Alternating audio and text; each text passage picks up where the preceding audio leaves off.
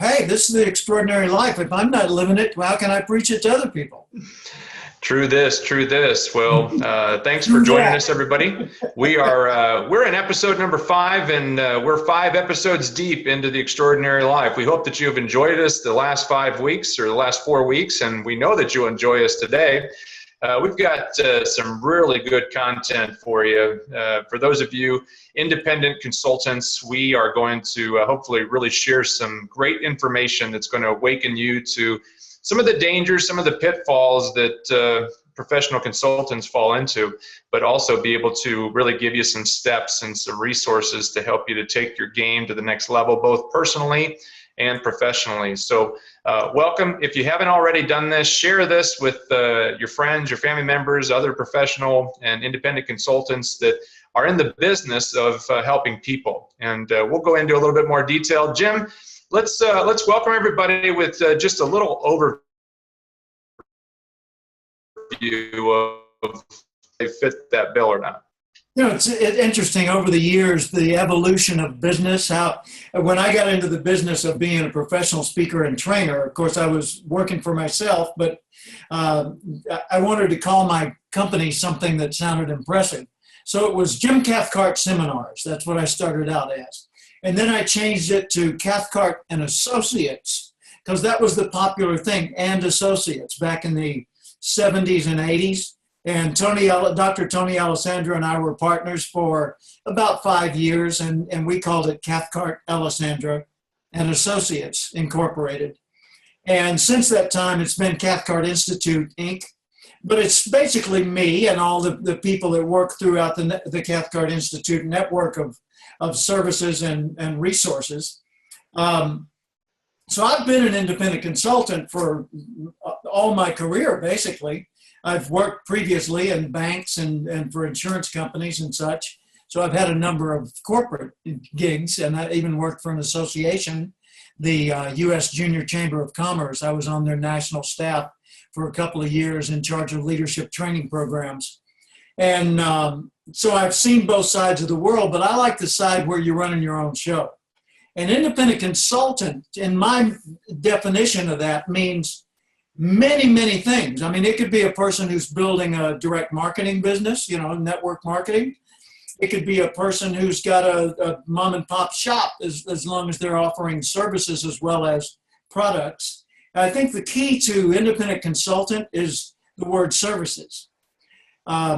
Personal services business is another way of looking at it, whether that's a CPA offering his or her services to you, or a life coach, or a fitness instructor, who comes around, or you go to them, either way, and they guide you through getting more fit.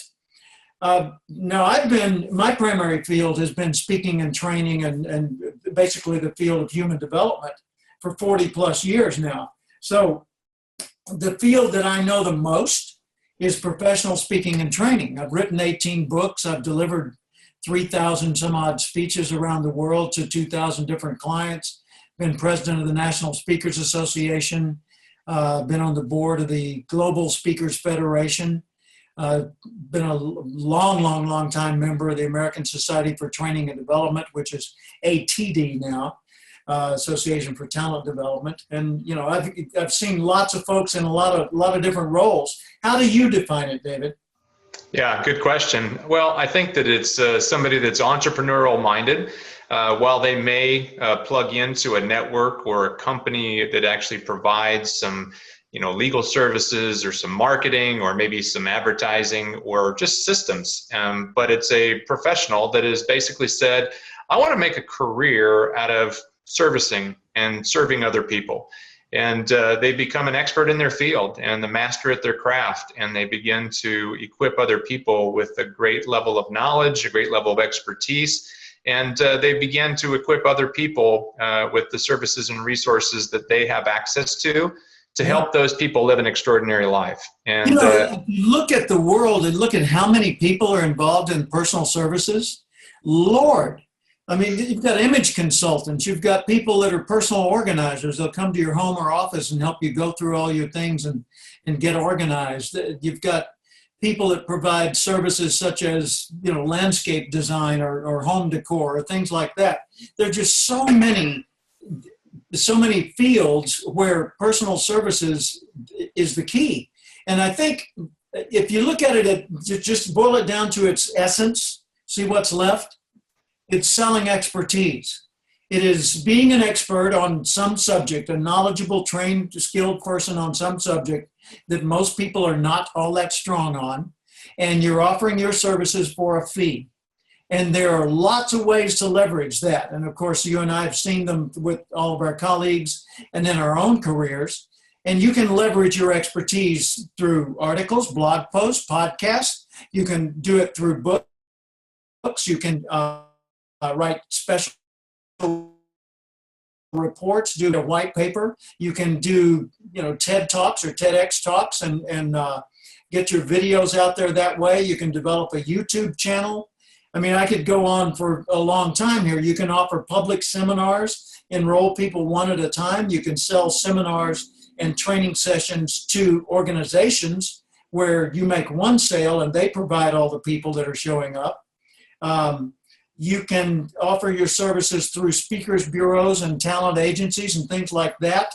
You can, as I do with my music, you can offer your services as a performing artist and go out and perform at other people's events. Or you could have a regular gig like my wife Paula and I do, where once a month we perform at the same place. We've been there for 4 years, a place called the Bean Scene, which is a coffee and wine bar. Before that, we were at Bogey's nightclub for 4 years. So, there's that. And you think about what all these have in common. You doing your thing in a way that other people value it enough that they're willing to pay for it. But the thing is, they don't always want to get it by just sitting and watching you talk or perform. A lot of times, the way they want to get it is like you'd go shopping for a car today versus what you did 10 years ago. Today, the first thing you do is go online and you look for that car and you look for all the features and you go to the manufacturer's website and design your own. And you think, gee, that's a great, oh my God, look how much money it is. Then you start shopping prices. So people consume information way differently today than they did 10 years ago, but they still want the same information. They still want your expertise and they're willing to pay for it. So David and I have committed to bringing to you many, many, many ways that you can up your game and become more successful, more extraordinary, so that you stand out in the marketplace and you get the business that you can serve with pride and the business that you deserve based on the expertise you have. Yeah, and they should be very confident that they have a tremendous amount of opportunity. We live in the land of opportunity, Jim, and there's a tremendous amount of opportunities to thrive. And we really have 3 different categories of these independent consultants. We've got those who are maybe wanting to get into something. They have a skill, they have a mindset that they think that they could break off and do their own thing, but they're still employed at another place. Or they're learning it from another organization or entity and becoming like a licensee, an affiliate, a practitioner, using someone else's expertise at first. That's what I did when I started as a speaker and trainer. I was teaching courses designed by other people. I was selling products recorded by Earl Nightingale. I was not the subject expert. I was the person who brought the expertise someone else had provided through me. Yeah, we're going to talk about some different opportunities and how you can live the extraordinary life of what I like to call the lifestyle entrepreneur, the professional consultant that is out there running a business that is allowing them to live their life, allowing them to call their own shots, make their own hours. And let's not, joke around here. Is the work is not optional. It's flexible, but it's not optional. And we're going to share some ways that you can really thrive, no matter if you're working in a business right now that you're employed by, and you're an employee of that company and you're doing something as a side business or a side hustle, or maybe you're in a position where you have jumped in. You've got your real estate license. You started the company. You did the online website, the blog, the speaking, or whatever, and you're maybe struggling. You're struggling to live out the goals and expectations that you had for this opportunity.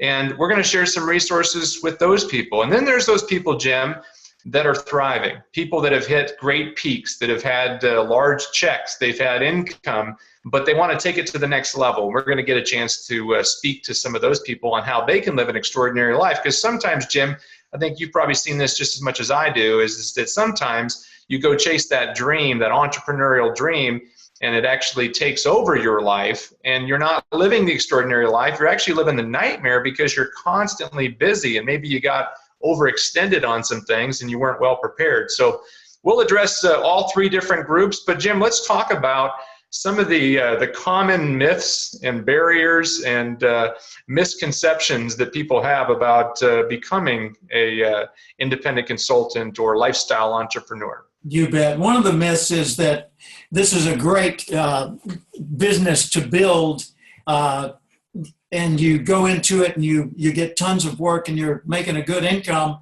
and then you realize you didn't build a business, you built a job. Now, profound difference between building a job and building a business. If you build a job, you still got to go to work every day. If you build a business, you could ultimately sell that business or license the business or leverage it in some way that makes your job smaller and smaller, and your income keeps getting bigger and bigger. Michael Gerber, with his series of books on the E-myth, the entrepreneur myth, it makes a big point out of that. That if you're building a business, you build something that lasts, something that's usable, that it's something that generates what I call Swiss money. Now, when you think about money, you think about having a ton of money and stashing it away somewhere. The Hollywood version of what people do with that is they put it in a Swiss bank account. Well, here's a different way to think about your money as an independent consultant. The kind of money you want to create is Swiss money. It has nothing to do with the country of Switzerland, has nothing to do with their currency. It has to do with this acronym, SWISS, S-W-I-S-S. Sales while I sleep soundly. Sales while I sleep soundly. That's the kind of Swiss money you want. You want to create systems, put in place automatic processes so that people get your messages while you're asleep, buy your products or services while you're asleep, and the system itself delivers those products or services virtually or digitally or through an Amazon mailing that gets initiated or something, with minimal effort from you. Now, it takes, as David was saying, maximum effort to get up to a point where those things are happening. But it's very doable, and almost every business can do it. Certainly, the independent consultant can do that. There's another thing I'd like to point out. Besides Swiss money, and Swiss money is worth way more than active revenue that's earned through you showing up on the job and doing your thing. Even though that may be the most fun part of it, that's not the part that's going to guarantee you can stay at this indefinitely and live an abundant life. If you want to be extraordinary, then you got to recognize that everybody looks to somebody else up that ladder and says, I'm ordinary, that person's extraordinary. So the people that are just getting into this look at the people that are somewhat established as extraordinary. They look at the ones who are well established as extraordinary.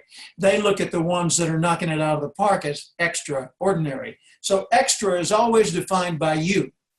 Now, I'm the entrepreneur in residence. That's my title at California Lutheran University School of Management.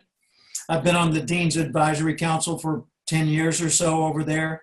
And I've also worked with Pepperdine University's Business School and University of Akron, and High Point University in North Carolina. But entrepreneur in residence is my role with the School of Management at Cal Lutheran. We have a co-working campus, which is an incubator for startups. And it's a place for people who don't want to have a big elaborate office to have a regular place where they'd sign up for a membership like a gym, and and they just show up whenever they feel like it, and there's automatically a desk for them or an office they can use or a conference room and all the facilities that you would want in an office, but you get it either on an hourly basis or through a monthly subscription or something like that. Well, at this co-working space, we encourage everybody to collaborate with each other, and we have a regular series of seminars that are offered every week on things like how to do a startup or how to license your business or, all those usual subjects. Well, one of the big myths around all that is that a young person with a brilliant idea to start up a business is ready to go once they get the funding. No. Brilliant idea, adequate funding, and people willing to work is not enough. Because when you think about it, what is it that makes a business thrive? Not just grow at first, but really take off and then set its roots solidly and thrive from that point forward. What is it? It's not just a brilliant idea. It's the discipline to deal with the setbacks, the frustrations, the betrayals. You do business with somebody and they stab you in the back, or they run off with your money or whatever, or they don't deliver your goods on time and it loses you a bunch of sales. You hand off a big account to somebody else and they blow it, and you lose that business. You got to be able to deal with all those things. So you need a level of emotional maturity, a level of personal commitment and diligence and willingness to work when it's not fun, when it's not exciting, when you don't see the results coming. So the myth around startups is that, some 11-year-old kid with a brilliant idea and some adult who's willing to finance it is a great start for a business. No, it's a great spark, but not a great start. You're going to have emotional maturity, business maturity, work discipline, and some wisdom that comes from having done it before to be able to go the distance. And that's where you need the mentors. That's where you need people like David and me to introduce you to our network of friends and brilliant experts. And you need access to people who will listen to you and judge your ideas or your actions, but not necessarily judge you as a person. Someone who accepts and loves or cares about you, but has the wisdom and the objectivity to tell you the truth when you need to hear it. Very good. It is, you've laid it out. You've given people the truth, Jim, and the truth may set you free or it may scare you to death.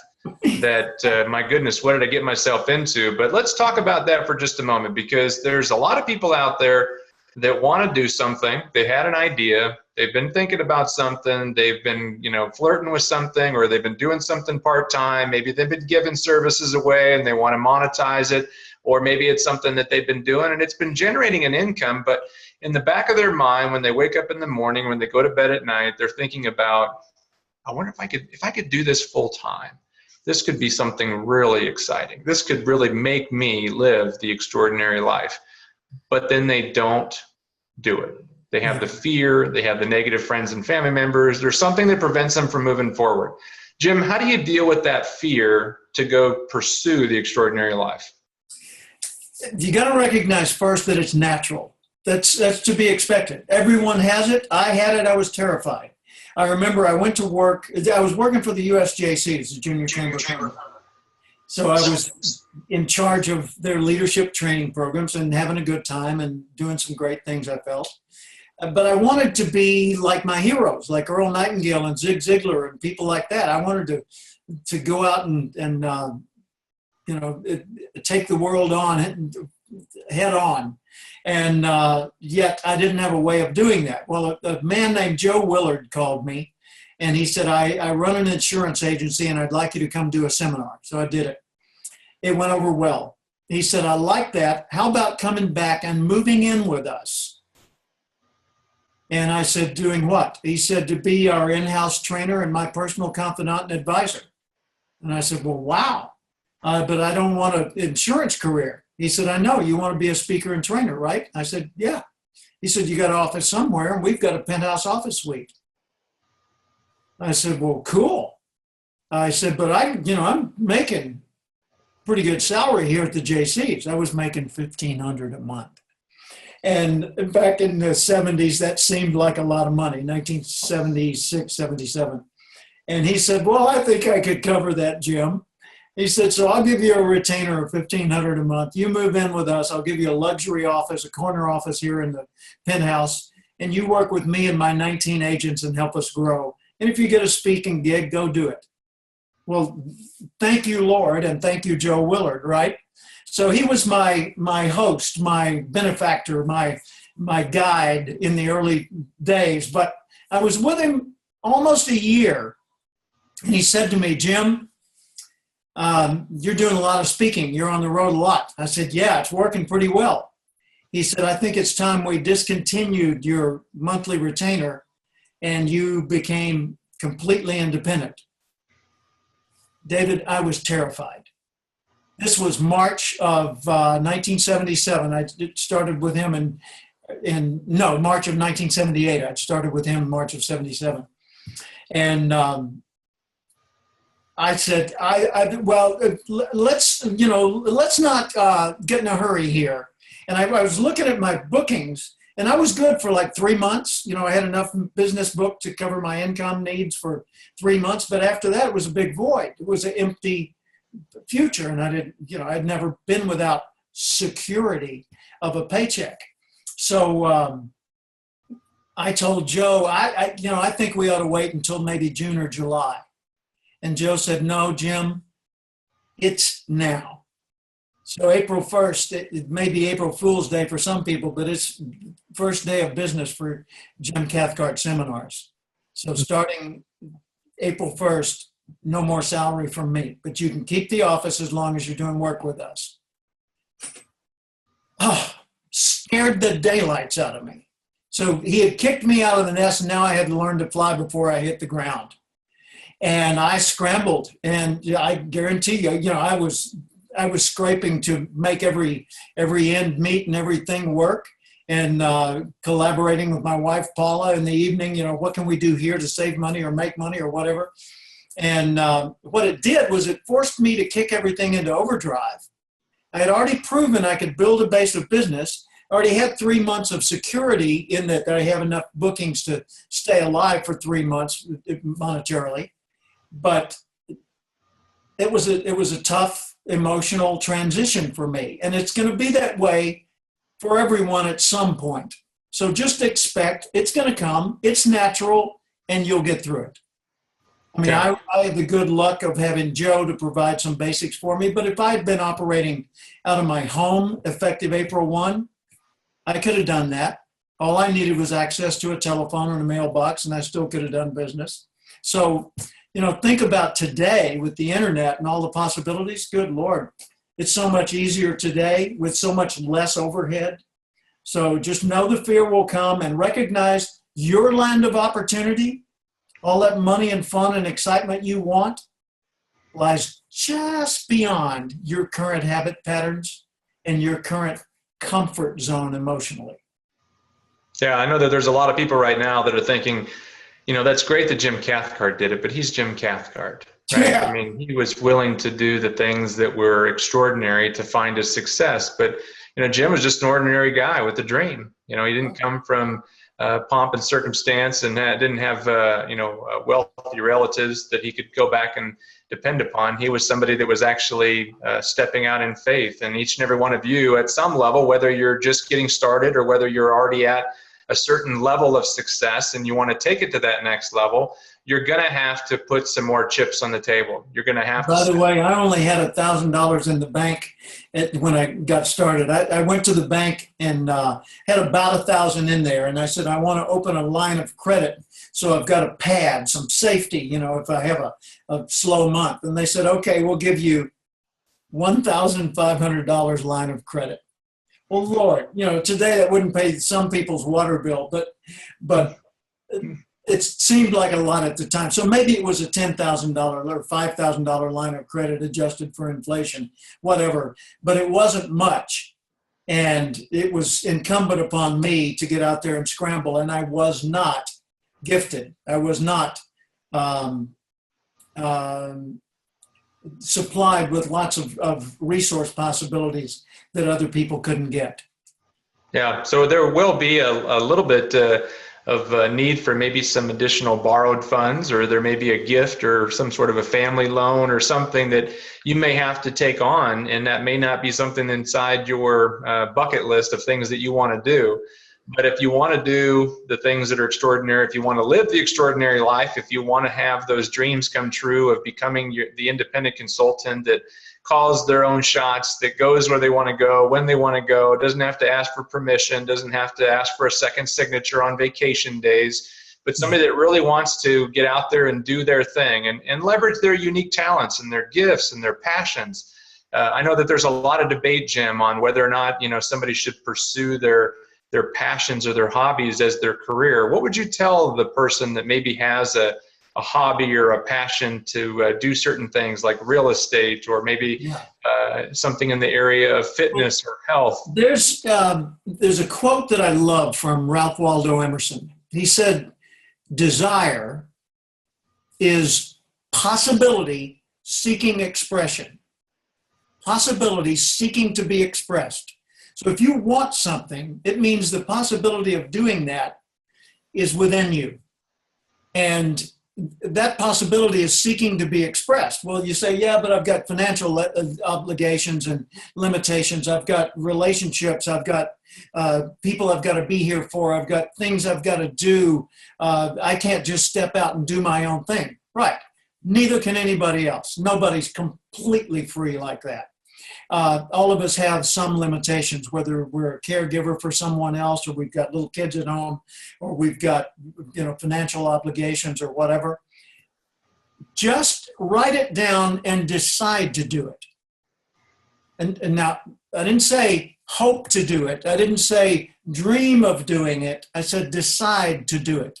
See, when you make the choice that you're going to do something, then ways to do it start presenting themselves. The mind is a really interesting creation in that the way it works is you present it with a want, and it immediately starts feeding you the steps between you and the thing you want. In other words, it shows you the obstacles or the limitations, or it shows you the questions that will need answering in order for you to get there.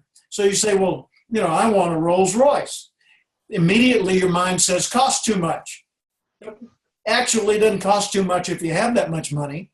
It just costs too much compared to where you are right now. So if you genuinely want a Rolls Royce automobile, then find out how much they cost, find out how many different ways you could get one, find out whether working at the Rolls Royce dealership as a salesperson or a service person might be a way to get to drive Rolls Royces all the time and not have to own one, and that, if that would satisfy you, or what does it mean to you to have a Rolls Royce? If that's your goal, then let your mind show you what the limits are, and then you write down those limits and just start clicking them off one at a time. I want to go to Bali for a month-long vacation. Okay, then what are the obstacles? How can you get there? What's going on in Bali? How can you make being there even more profitable? Not just costly, but profitable. How can you make? By the way, I went there last year, and I was paid handsomely to go there to do training, a full day of training for a 5,000 employee resort. No, excuse me, a 2,000 employee resort that had 500 managers, and I was training the 163 executives that managed those 500 managers. So, you start putting things on your list. It's amazing how the world will start presenting to you opportunities to make them happen. Yeah, opportunities mixed with difficulties is the life of a independent consultant, and those opportunities, as maybe as fearful as you may be to engage those, is that they're amazing, they're life-changing, and it'll really it'll take the glass ceiling off that you've set on top of yourself, and it'll take you to new heights. I know that Jim at some point in his life was not thinking about going to Bali and having all these major people, but he began to dream bigger. Every opportunity that he got, he just began to dream bigger, and then he started to connect with some of the top speakers and authors in the world, and you start thinking, well, maybe I'll write a book. And now he's got 18 books to his credit with another one on the way. Yep. And just continues to pursue the extraordinary life. And by the way, we've got a book, one of my books, Finding the Buyers. In other words, locating the people who want what you have to offer. It's an ebook that I've written, and we're offering that free for the viewers, the followers of the Extraordinary Life show. So if you want a copy of that, David will give you the details on how to get that, and it's absolutely no cost. And we will not bombard you with a bunch of marketing that goes along with it. That's just our gift to you, for knowing that you're in the family. And also, if you're going to be in Westlake Village, which Thousand Oaks, Westlake Village, Calabasas, Agora Hills, California area, anytime in the very near future, there may be an opportunity for you to come see us live. Dave, tell them about that and about the book. You bet. Well, for those of you that would like to download a copy of the free ebook that Jim just mentioned, Finding the Buyer, Finding the Buyers, you can go ahead and look in the show notes of this particular broadcast. We've got this on our homepage or on our website at theextraordinarylife.com. You can go into the events section, or you can go into the show section, and you can watch the replay. You can also download the ebook and many other resources, articles, and videos that we've posted in there. We also have an upcoming live event that's going to be happening in June. All of those details are listed on the website, theextraordinarylife.com. And we're going to leave you with this one thought. And what we'd like for you to do is we'd like to think about evaluating what it is that you really want. What is it that you really want to be, do, and have? And take some time this week to start jotting down what your desired outcome is for your independent consultant business. Whatever that may be. You can think a year from now, you can think 6 months from now, you can think 3 years from now. But what is it that you really want to be, do, and have? And after you've gotten good clarity, just write down. Don't worry about putting it into a well-organized business plan. But once you've written that down, come back and evaluate where you're at now in comparison to what it is that you want to create. And next week, we're going to start filling in the gap of helping you to go from where you are today to wherever it is that you want to go. And right now, you still may be a little unclear about that, or you may have crystal clarity of where you want to go. But regardless of where you're at, we hope that you join us back here next Tuesday, 12 noon Pacific time, 2 p.m. Central time, for another show of The Extraordinary Life. And if you like this show, we'd love for you to share it and spread the word. And join our online Facebook group. Write to us. Drop us a note. Let us know you're out there.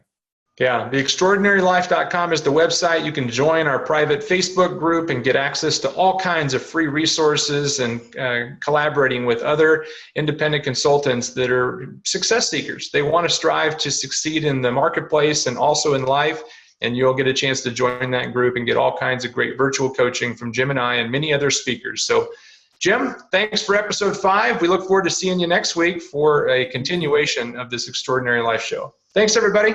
Bye-bye.